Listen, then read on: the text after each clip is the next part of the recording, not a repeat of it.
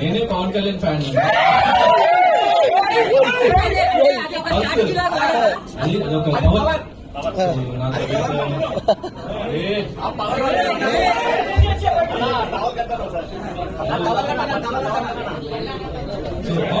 So it's not about fans or anything. నాకు అంటే మన వేషధారణలో మన సంస్కృతి అనేది ఉట్టిపడుతుంది. So it's not about just about Pavan అన్న, it's about a common man. ఒక కామన్ మ్యాన్ బలం, ఒక కామన్ మ్యాన్ గా మనం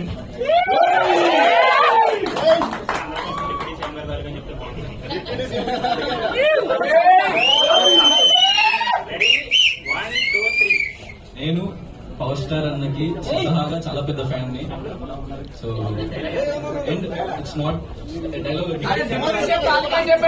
కానీ బిగ్ బాస్ హౌస్ లో చెప్పింది, రాముల్లో కిల్లోల్లో కాదు టన్నుల లెక్క ఉంది. సో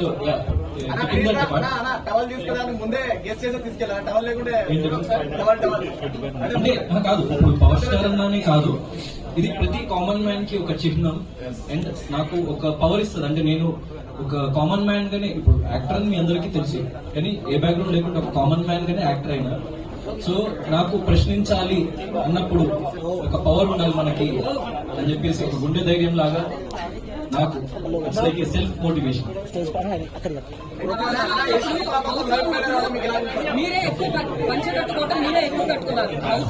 తెలుగు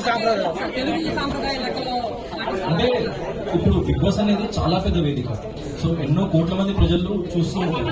సో చాలా మంది యాక్టర్స్ కి చాలా స్టైలిష్ గా కనిపించాలి, చాలా డిఫరెంట్ వేలో కనిపించాలని ఉంటుంది. సో నేను కూడా లైక్ కుదిరినప్పుడల్లా కొన్ని స్టైలిష్ అవుట్ ఫిట్స్ కూడా వేసుకున్నా.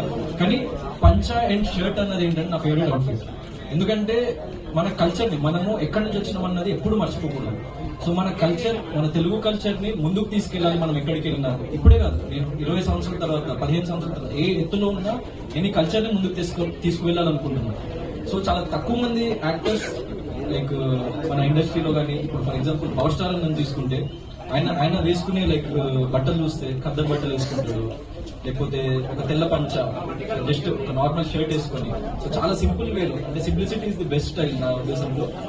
సో మన కల్చర్ ని మనం ముందుకు తీసుకెళ్ళాలి, మన తెలుగుతనాన్ని ముందుకు తీసుకెళ్ళాలి, ప్రేక్షకుల్లోకి తీసుకెళ్ళాలి. ఇది చూసి మన భవిష్యత్తు తరాల వాళ్ళు దాని నుంచి ఇన్స్పైర్ అయ్యి వాళ్ళు కూడా దాన్ని ఇంకా ఫర్దర్ గా ముందుకు తీసుకువెళ్ళాలి అన్న ఒక భావనతో నేను పంచాన్ని అప్పుడు క్యారీ చేయడం జరుగుతుంది. మీరు హౌస్ లో ఫీల్ అయ్యారు కదా, బయట వచ్చేసి తెలుగు వర్సెస్ కన్నడ అని అయితే నడిచింది. మరి తెలుగు తరపున మీరు అలా అవ్వటం ఎలా అనిపిస్తుంది? అంటే నేను భారతీయుడిని, మీ అందరి వాడిని. సో బయట ఏం జరిగింది అన్నది ఇంకా కంప్లీట్ గా నాకు తెలియదు. యాక్చువల్లీ నాకు 3 hours అయింది నేను బయటకు వచ్చి కాబట్టి. So what ever it is, నేను చెప్పదలుచుకుంది, నేను నచ్చి నన్ను ప్రేమించిన ప్రతి ఒక్క భాష వ్యక్తికి, ప్రతి ఒక్కరికి ఐఎమ్ వెరీ వెరీ గ్రేట్ఫుల్.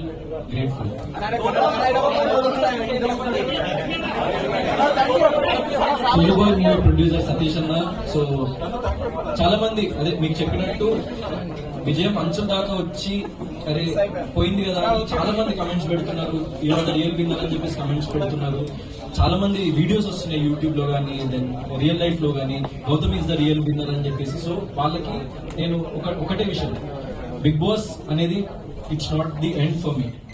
నాకు అదొక కొత్త బిగినింగ్ అండ్ నా న్యూ చాప్టర్ త్వరలో రాబోతుంది. అదే Solo Boy film movie complete అయిపోయింది. సో మూవీ చాలా అద్భుతంగా వచ్చింది.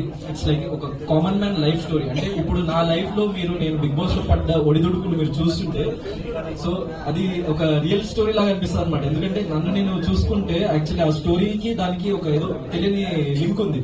సో ఒక కామన్ మ్యాన్ ఎట్లా ఎన్ని ఒడిదుడుకులు అనుభవించి లైఫ్ లో ముందుకు వెళ్ళిండు అన్నది ఆ స్టోరీ. సో మంచి లవ్ స్టోరీ ఉంటుంది, మంచి ఫ్యామిలీ ఎమోషన్ ఉంటుంది, వెరీ వెరీ క్లీన్ సబ్జెక్ట్. అంటే ఒక యూ సర్టిఫికేట్ ఫిల్మ్. ప్రతి ఒక్కరు చిన్నపిల్లల నుంచి పెద్దవాళ్ళ వరకు వెళ్ళి ఈ తరం వాళ్ళ మనోభావాలు కానీ, ఈ తరం వాళ్ళ ఎమోషన్స్ ని కానీ క్లియర్ గా డెపిక్ట్ చేస్తూ ఉన్న సబ్జెక్ట్ కాబట్టి. So I'm very hopeful that ఈ సినిమా మీ అందరికీ నచ్చుతుంది. అండ్ ఎవరు లైక్ బాధపడకండి. నాకు ఇప్పుడు సపోర్ట్ చేసిన ప్రతి ఒక్కరికి చెప్తున్నా, ఫర్దర్ స్టెప్ లో నాకు సపోర్ట్ చేయండి. సరే మనం బిగ్ బాస్ లో అక్కడి వరకు వెళ్ళలేకపోయినాము కప్పు వరకు, కానీ నిజ జీవితంలో నన్ను గెలిపించండి, నిజ జీవితంలో నా సినిమాని గెలిపించండి.